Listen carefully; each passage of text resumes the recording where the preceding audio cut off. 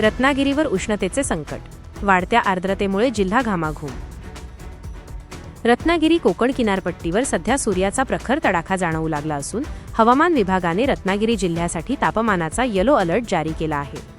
गेल्या काही दिवसांपासून रत्नागिरीकर प्रचंड उकाड्याने हैराण झाले असून 18 एप्रिलपर्यंत जिल्ह्यात उष्णतेची लाट कायम राहण्याची शक्यता वर्तवण्यात आली आहे। या नैसर्गिक बदलात सर्वात चिंतेची बाब म्हणजे हवेतील आर्द्रतेत झालेली मोठी वाढ होय।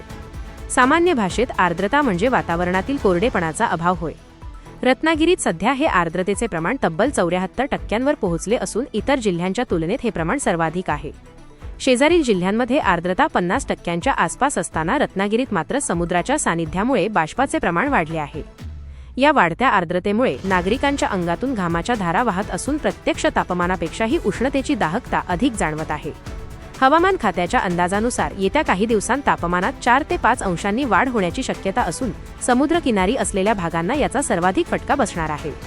वाढत्या उष्णतेमुळे आणि घामामुळे नागरिकांच्या आरोग्यावर परिणाम होण्याची शक्यता असल्याने प्रशासनाकडून खबरदारी घेण्याचे आवाहन करण्यात येत आहे।